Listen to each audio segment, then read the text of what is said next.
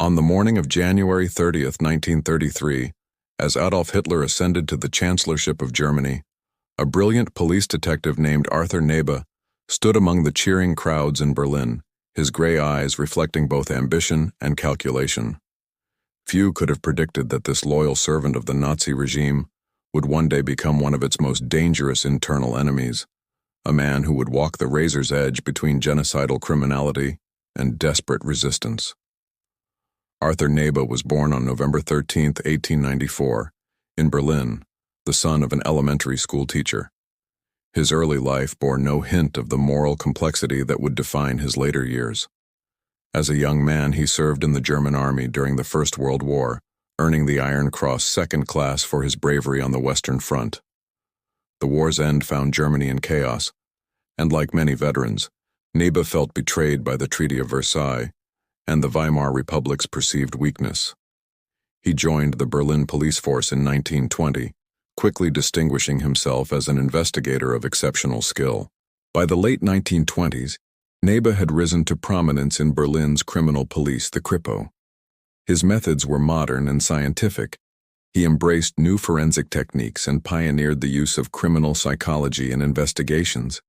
Colleagues described him as meticulous, intelligent, and utterly devoted to his work. Yet beneath this professional exterior, Nebe harbored political resentments common among nationalist-minded Germans of his generation. In 1931, 2 years before Hitler's seizure of power, Nebe made a decision that would shape his destiny. He joined the Nazi Party, receiving membership number 441,919. This was not unusual for police officers seeking career advancement, but Nebe went further, joining the SS in 1933 with membership number 252,744. These numbers would become his credentials in the Nazi state, opening doors to power that would ultimately lead him to horrors he could never have imagined. According to documentation preserved in the German Federal Archives, Nebe's early Nazi career appeared unremarkable. He was a competent bureaucrat navigating the new regime's labyrinthine power structures. Heinrich Himmler, the Reichsführer SS, recognized Nebe's talents and ensured his steady promotion. By 1936, Nebe had been appointed head of the Reich Criminal Police Office, the Reichskriminalpolizeiamt, making him one of the most powerful law enforcement officials in Nazi Germany. In this position, Nebe commanded respect and fear. He modernized German police work, establishing a centralized criminal database and expanding forensic laboratories. His professional accomplishments were genuine, and they served the Nazi state efficiently. Yet even in these early years, some colleagues noticed something enigmatic about Nebe. He was not an ideological fanatic like many SS officers. He attended Nazi functions but rarely displayed the zealous enthusiasm that characterized true believers. He was calculating, reserved, a man who kept his own counsel. The year 1941 would prove to be the turning point in Arthur Nebe's life, the moment when his career as a Nazi police chief would collide catastrophically with his conscience, if indeed he possessed one. As German armies prepared to invade the Soviet Union in Operation Barbarossa, Nebe received orders that would force him to confront the true nature of the regime he served. On June 22, 1941, the Wehrmacht crashed across the Soviet border with over 3 million men, initiating the largest military invasion in human history. Behind the advancing armies came special units with a mission that transcended conventional warfare. These were the Einsatzgruppen, mobile killing squads tasked with murdering Jews, communists, and other perceived enemies of the Reich. Arthur Nebe, the distinguished police detective, was appointed commander of Einsatzgruppe B, one of 4 such units operating in the occupied Soviet territories.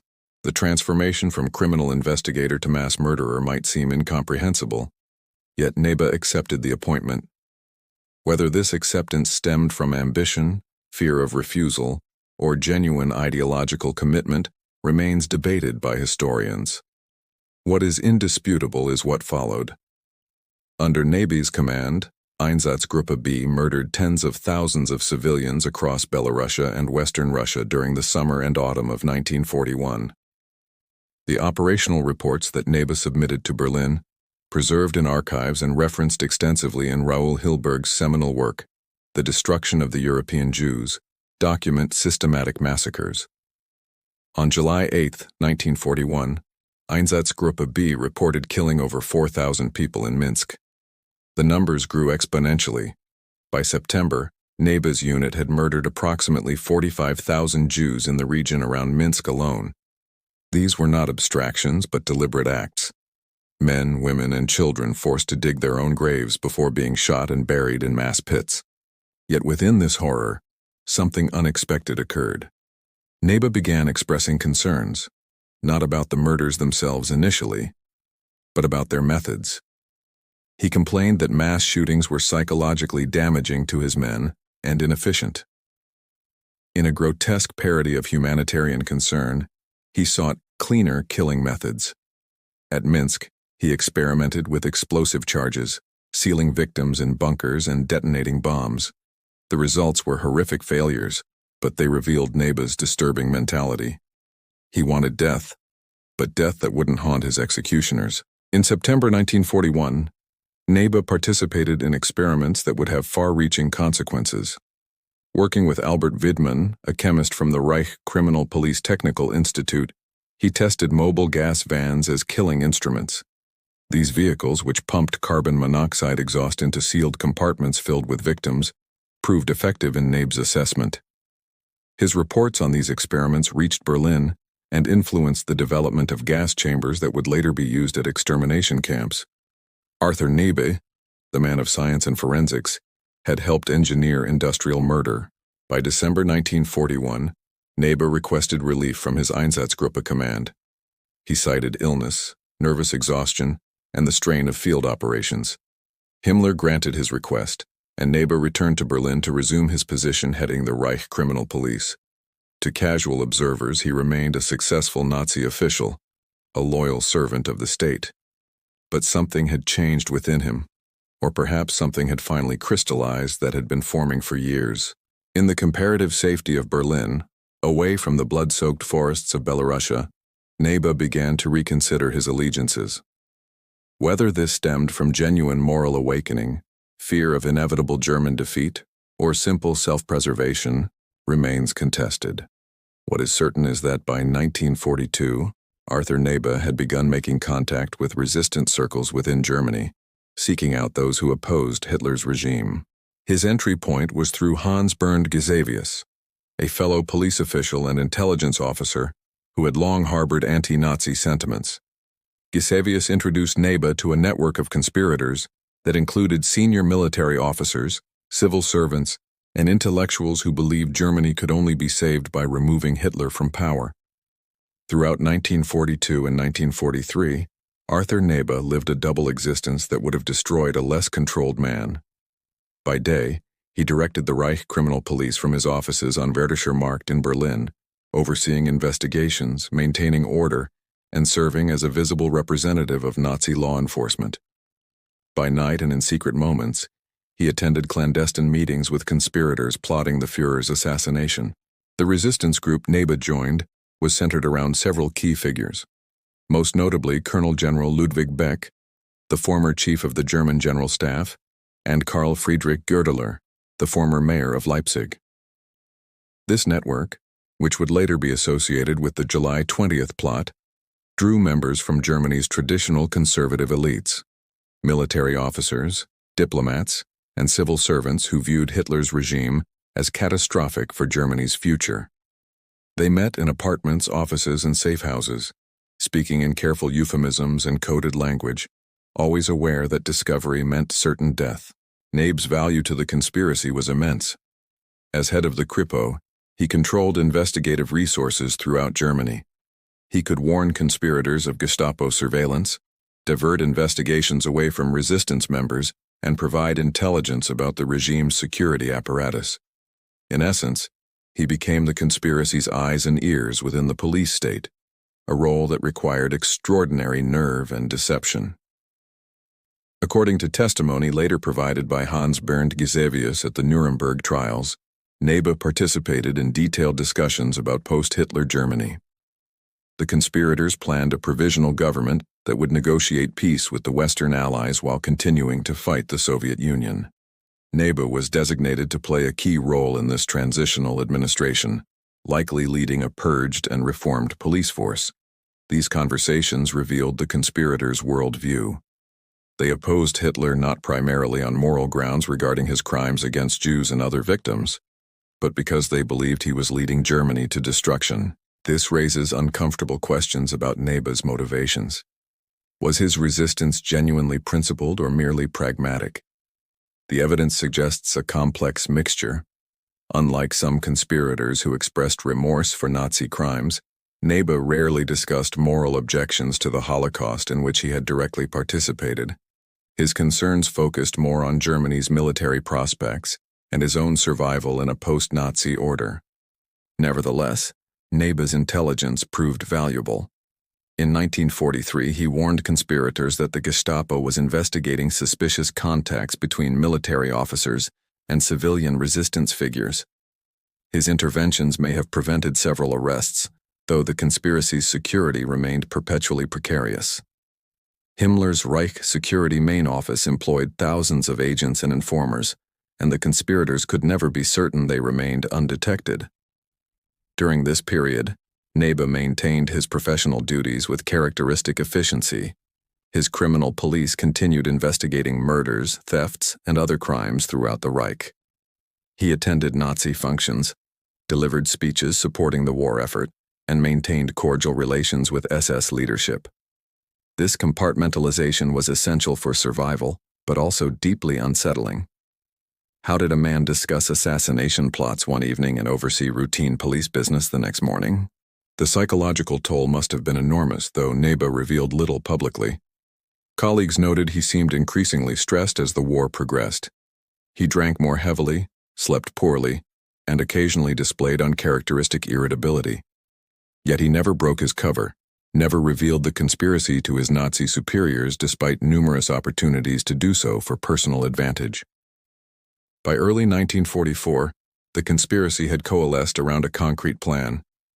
Colonel Klaus von Stauffenberg, a severely wounded war hero now serving in the Reserve Army, would plant a bomb at Hitler's military headquarters.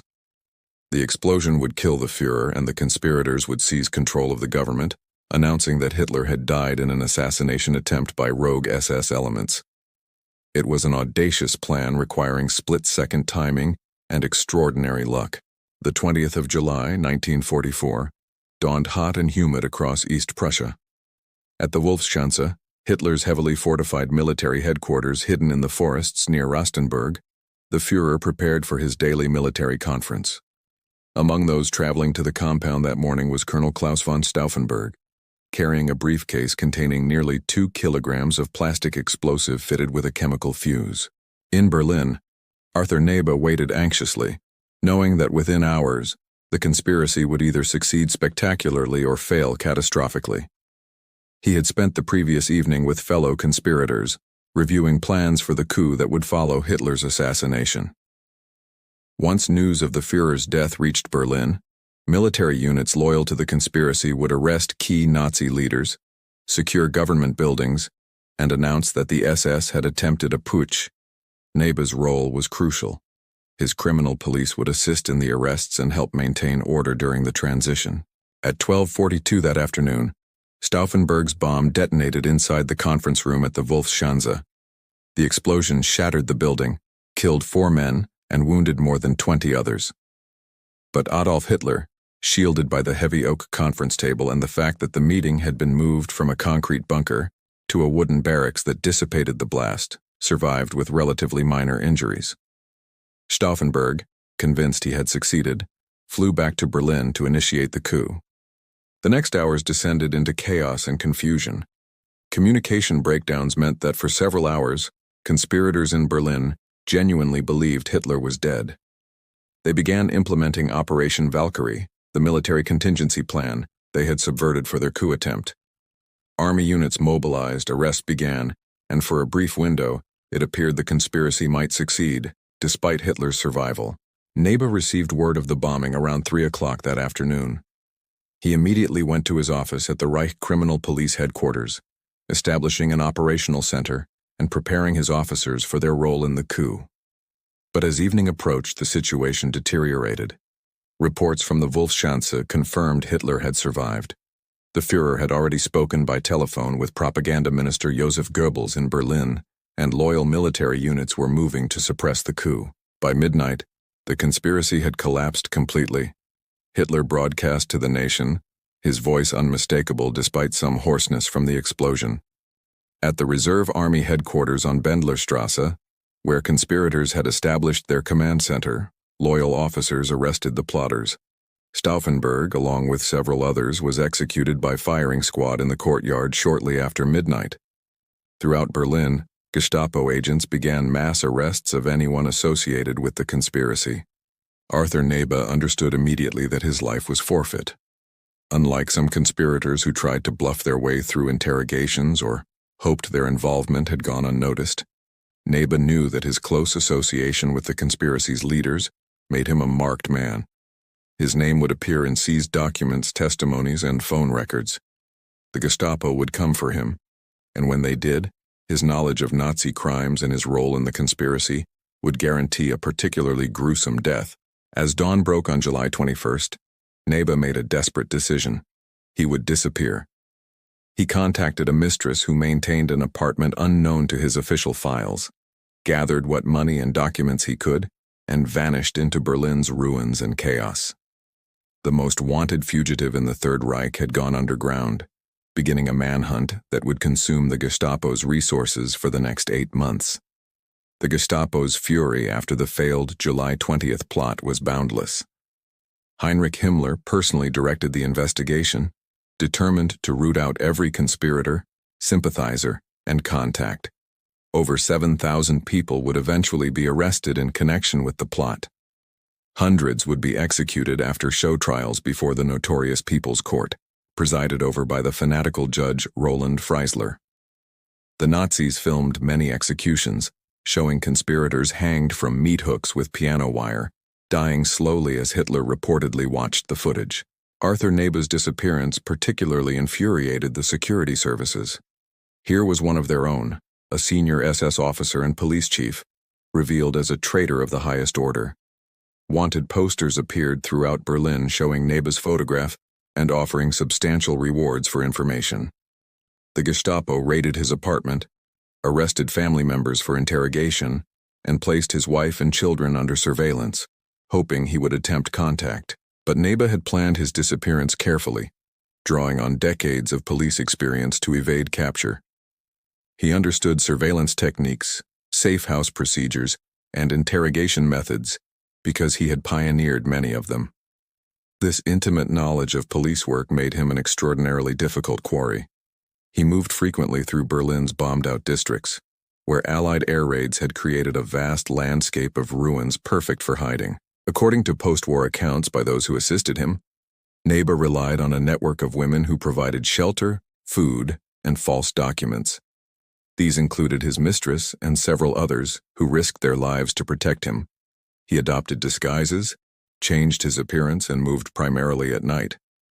The city that had once been his domain as police chief now became his prison and sanctuary simultaneously. The winter of 1944 to 1945 was particularly harsh in Berlin. Nebe suffered from the cold, inadequate food, and the constant psychological strain of knowing that capture meant certain death. He lived in basements, abandoned buildings, and occasionally in the apartments of supporters, never staying anywhere long. Allied bombing raids, which terrorized Berlin's population, paradoxically provided Nebe with cover, as emergency services and authorities focused on immediate crisis management rather than fugitive hunting. Meanwhile, the Gestapo investigation continued relentlessly.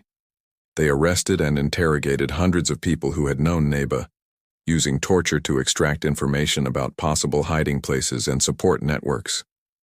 Several of Nebe's former colleagues in the Kripo were arrested and tortured for information, though most genuinely knew nothing about his whereabouts. The Gestapo's methods were brutal, but ultimately ineffective. Nebe had compartmentalized his escape network so thoroughly that even those helping him knew little beyond their immediate role. As 1945 began, Germany was collapsing. The Soviet army advanced from the east, Anglo-American forces from the west, and the Third Reich's death throes accelerated. Berlin became increasingly chaotic, with civil authority breaking down as refugees, foreign workers, and deserters filled the streets. In this environment, one more fugitive, even one as wanted as Arthur Nebe, became harder to locate. Yet Nebe's luck was running out. The Gestapo, though overstretched, remained determined. They continued surveillance of anyone who might help him and followed up every rumor and sighting. On January 16, 1945, Arthur Nebe's months of successful evasion came to an end. The Gestapo, acting on information extracted under torture from one of Nebe's contacts, raided an apartment on Lutherstrasse in Berlin's Schöneberg district. Inside, they found the former Reich criminal police chief, gaunt from months of hiding but very much alive. The arrest was handled by officers who had once served under Nebe's command, adding a bitter irony to his capture.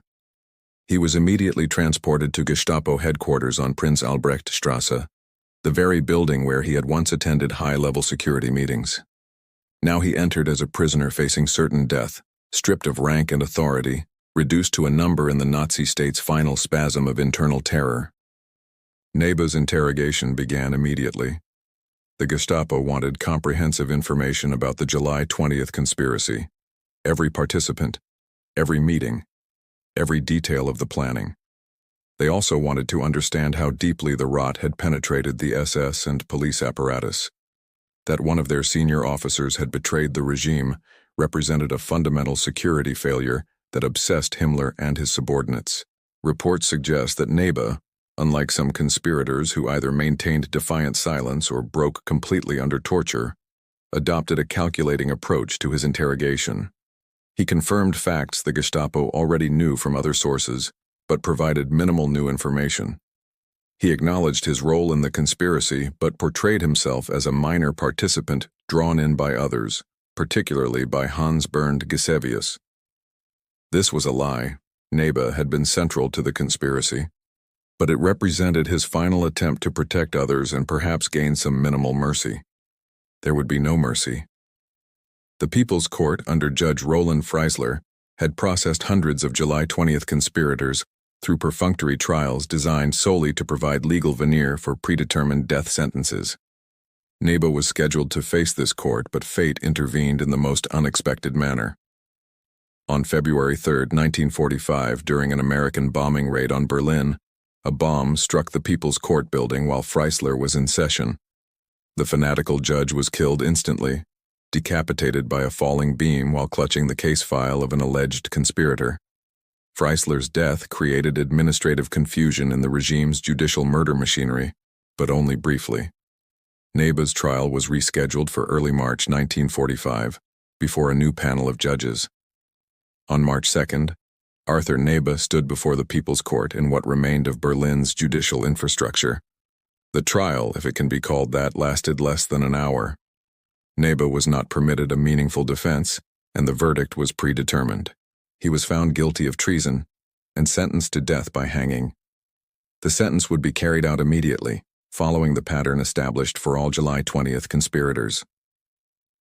In the early evening of March 2nd, 1945, though some sources suggest it might have been March 3rd or 4th due to conflicting records from the chaotic final weeks of Nazi Germany, Arthur Nebe was executed at Plötzensee prison in Berlin. The execution method was deliberately designed for maximum suffering. Nebe was hanged using thin wire rather than rope, from a meat hook rather than a traditional gallows, ensuring a slow death by strangulation rather than quick neck breaking. This was Hitler's specific instruction for all July 20th conspirators. They were to die in agony as punishment and warning. Whether Nebe's execution was filmed like some others remains unknown. If footage existed, it was likely destroyed in the war's final weeks. Arthur Nebe's body was buried in a mass grave at Plötzensee, joining hundreds of other victims of Nazi judicial murder. Unlike some executed conspirators whose families were able to recover bodies after the war, Nebe's remains were never identified or individually buried.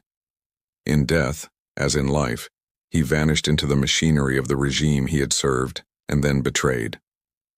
Understanding Arthur Nebe requires confronting profound moral complexity that resists simple categorization. Here was a man who commanded death squads that murdered tens of thousands of innocent civilians, yet also risked everything to overthrow Hitler.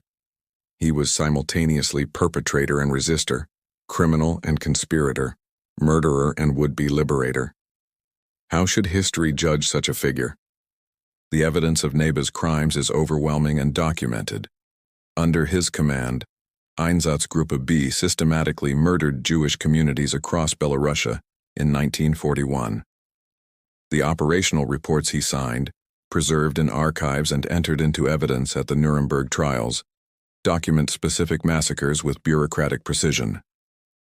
There is no credible way to minimize or excuse these actions. Nebe was present at mass executions, ordered killings, and experimented with methods to make mass murder more efficient.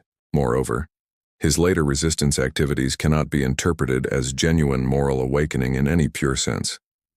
The conspirators of July 20th were motivated by complex and often troubling reasons.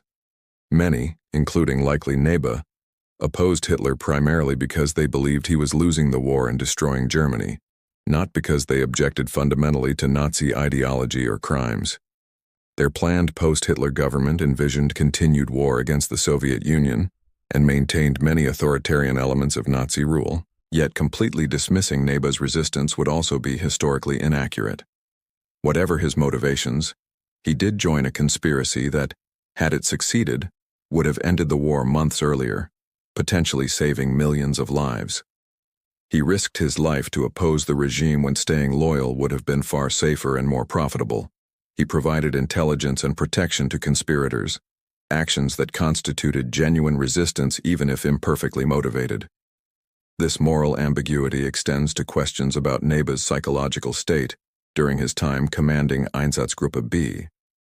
Some historians have suggested that his evident distress at the mass shootings and his search for alternative killing methods represented nascent moral awareness.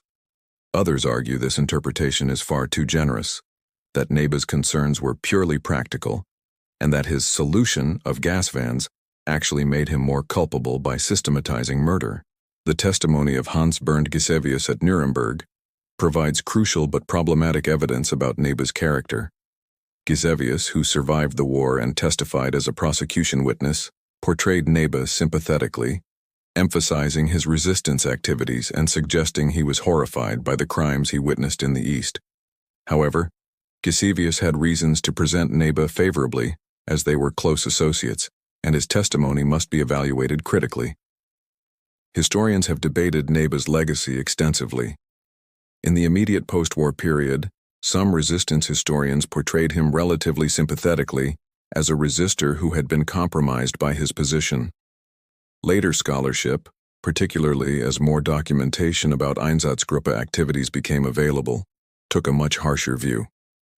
By the 1980s and 90s, academic consensus had shifted decisively toward viewing Nebe primarily as a perpetrator whose late resistance did little to redeem his earlier crimes. This reassessment reflected broader changes in how historians understood Nazi perpetrators. Early scholarship often portrayed mass murderers as either fanatical ideologues or psychopaths, creating a comfortable distance between normal people and those who committed atrocities. Later research demonstrated that many perpetrators were ordinary individuals who committed extraordinary evil through a combination of ideological conditioning, careerism, peer pressure, and moral disengagement. Nebe fits this pattern disturbingly well. The concept of desk murderers, bureaucrats who organized mass killing from comfortable offices, became central to Holocaust studies.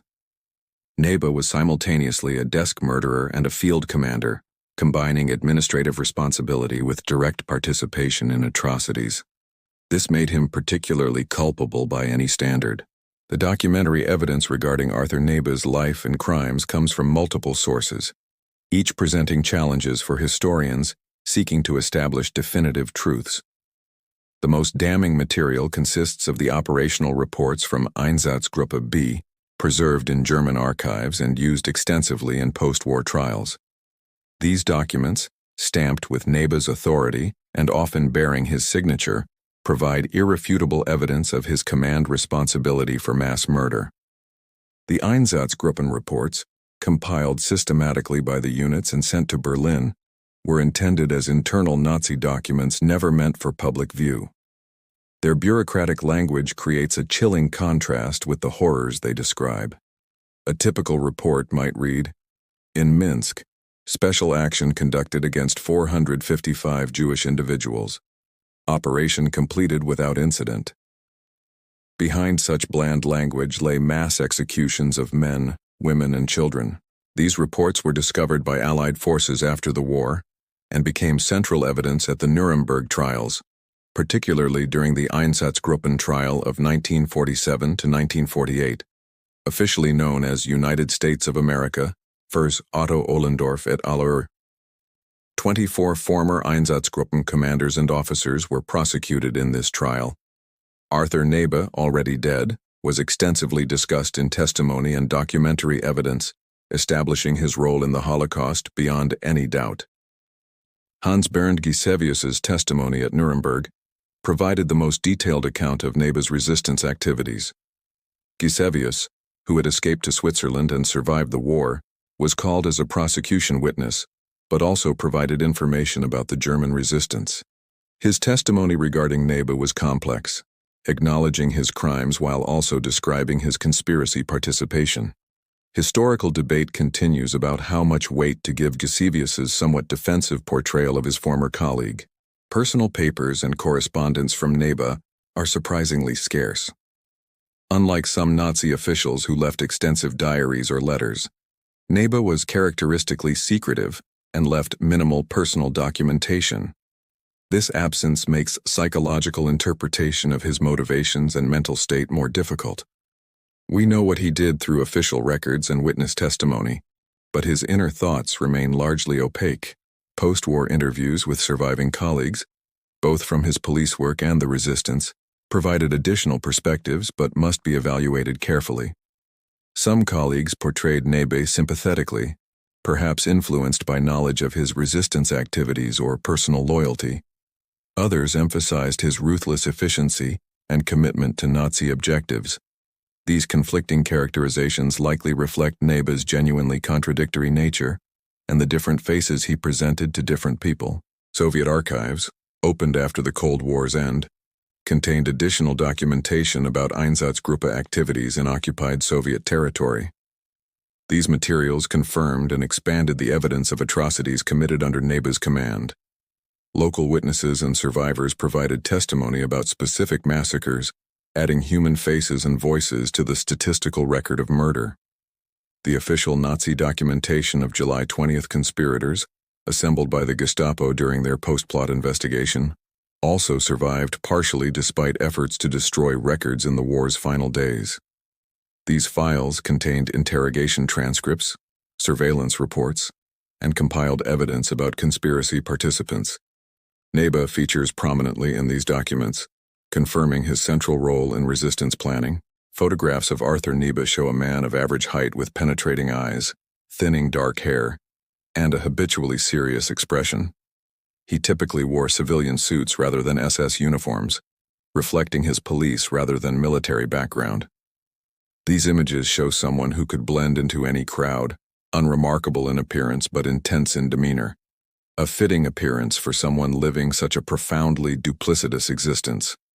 The physical sites associated with Nebe's life have mostly vanished. The Reich Criminal Police headquarters on Wörtherscher Markt was destroyed during the war and never rebuilt. The Wolfschanze, where he awaited news of Hitler's assassination, survived as ruins in what is now Poland, maintained as a dark tourism site. Plötzensee prison, where he was executed, remains standing in Berlin, now maintained as a memorial to Nazi victims, including resistors like Nebe despite his perpetrator status. The question of how to remember Arthur Nebe has troubled Germans and historians since 1945. In the immediate post-war period, as Germany struggled with its Nazi past, the resistance of July 20th was emphasized as evidence that good Germans had opposed Hitler. In this context, resistance figures including Nebe were sometimes portrayed heroically, their prior crimes minimized or ignored. This simplified narrative served psychological and political purposes. West Germany needed founding myths that distinguished it from the Nazi state, and the resistance provided such a narrative. Streets were named after conspirators, memorials were erected, and their families were compensated and honored. The complexity of figures like Nebe, who were simultaneously perpetrators and resistors, was often glossed over in favor of more comfortable, heroic narratives. By the 1960s and 70s, this uncritical celebration began to face challenges. As Holocaust research expanded and more evidence of Nazi crimes became available, questions arose about the motivations and complicity of resistance figures. The revelation that many July 20th conspirators had enthusiastically served Hitler for years before attempting his overthrow complicated their heroic image. The fact that some, like Nebe, had participated directly in the Holocaust proved particularly troubling. Nebe's case became especially controversial. Unlike military officers who could claim they had merely followed orders from a distance, Nebe had commanded death squads in the field. His hands were literally bloodied by the regime before he turned against it. This made him fundamentally different from resistors like Hans and Sophie Scholl of the White Rose Group, who had opposed Nazism from moral conviction without participating in its crimes. The German approach to commemorating resistance reflects this complexity. Major conspirators like Stauffenberg are widely honored, their earlier Nazi service acknowledged but not emphasized. More problematic figures like Nebe are mentioned in resistance histories but not celebrated. No streets bear his name, no memorials specifically honor him, and his grave remains unmarked in a mass burial site. This differential treatment raises philosophical questions about moral evaluation. Can one redeem participation in genocide through later resistance? How much weight should be given to resistance activities compared to earlier crimes? Should we remember Nebe primarily as a Holocaust perpetrator who belatedly developed a conscience, or as a resistor whose earlier crimes were the product of his position within an evil system? Different historical traditions answer these questions differently. German scholarship has generally taken a critical view, emphasizing Nebe's perpetrator status while acknowledging his resistance as a historical fact without moral redemption. Anglo-American scholarship, less invested in German national memory, often treats Nebe as a case study in the banality of evil and the complexity of human morality under totalitarian systems. Holocaust survivors and their descendants understandably focus primarily on Nebe's crimes. For those whose families were murdered by Einsatzgruppe B, Nebe's later resistance activities are irrelevant to his moral culpability. His victims received no benefit from his eventual turn against Hitler, and their deaths cannot be undone or excused by his subsequent actions. The Israeli approach to July 20th conspirators has been particularly nuanced. While recognizing that the conspiracy's success might have shortened the war and saved lives, Israeli historians and commentators have consistently emphasized that most conspirators were not philo-Semitic resistors, but rather German nationalists who objected to Hitler's strategic failures rather than his moral crimes. Nebe exemplifies this pattern most extremely. Contemporary German education about the Nazi period includes discussion of resistance but emphasizes its complexity. Students learn about July 20th, but also about the conspirators' backgrounds, including those like Nebe, who participated in crimes before resisting. This approach avoids simple hero worship while acknowledging that opposition to Hitler took courage regardless of motivation. Arthur Nebe's life and death pose fundamental questions about human nature, moral responsibility, and historical judgment that remain unresolved and perhaps unresolvable. His story resists comfortable conclusions, offering instead a disturbing portrait of a human being capable of both monstrous evil and genuine risk-taking opposition to tyranny. The most difficult aspect of Nebe's legacy is that he defies categorization. He cannot be dismissed simply as a monster, because monsters do not risk their lives to oppose dictators. Yet he cannot be celebrated as a hero, because heroes do not command death squads that murder tens of thousands of innocent people. He exists in a moral gray zone that our ethical frameworks struggle to comprehend. This ambiguity has practical implications for how societies remember and learn from the Nazi period. If we portray all perpetrators as inhuman monsters, we fail to understand how ordinary people commit extraordinary evil. Yet if we emphasize the humanity and complexity of perpetrators, we risk minimizing their crimes and creating sympathy where condemnation is more appropriate. Nebe's case illuminates this dilemma with particular sharpness. One approach to understanding Nebe is through the concept of moral development. Perhaps his time commanding Einsatzgruppe B genuinely transformed him, forcing him to confront the reality of Nazi ideology in its most brutal form. The evidence that he requested relief from this duty and subsequently turned to resistance might support this interpretation. In this view, Nebe represents someone whose conscience finally overcame years of ideological conditioning and careerism, albeit far too late to redeem his crimes. An alternative interpretation, perhaps more cynical but equally plausible, is that Nebe's turn to resistance was primarily pragmatic. By 1942, it was becoming clear that Germany might lose the war. Aligning with the resistance could be understood as hedging his bets, positioning himself for a post-Nazi order, where his Holocaust participation would need explaining. In this view, Nebe's resistance was less moral awakening than calculated self-preservation. The truth likely contains elements of both interpretations.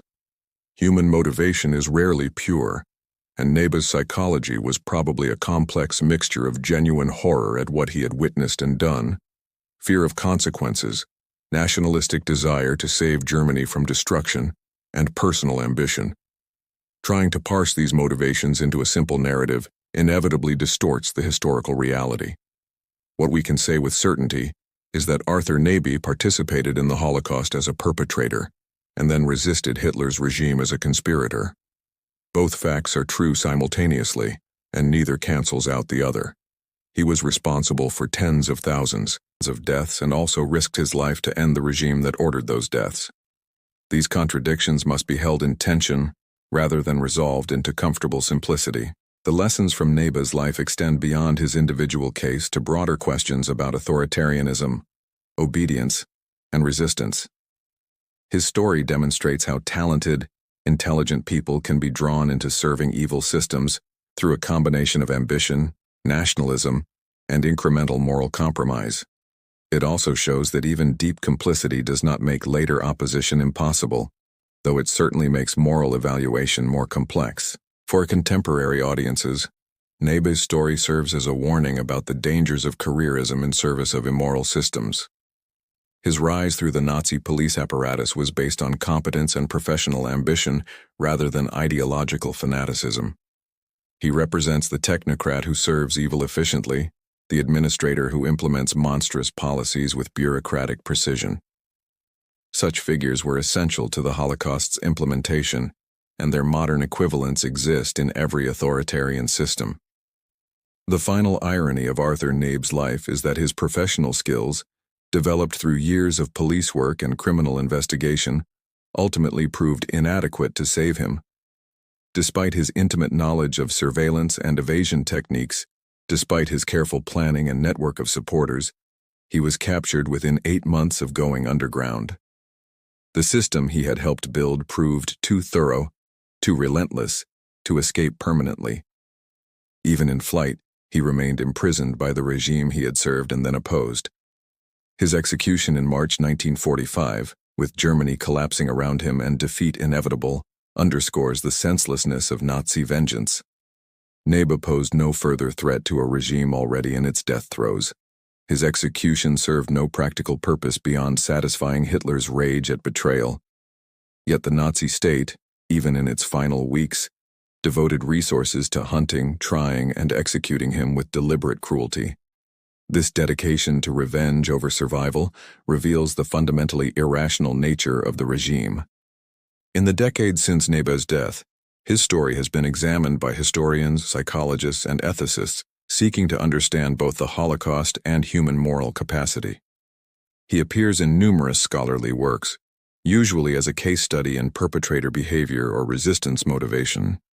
His name is mentioned whenever historians discuss the complexity of July 20th conspirators or the personnel who commanded Einsatzgruppen. Yet for all this scholarly attention, Arthur Nebe remains largely unknown to general audiences. Unlike Stauffenberg, whose story became the basis for films and popular histories, Nebe is too morally compromised for heroic treatment.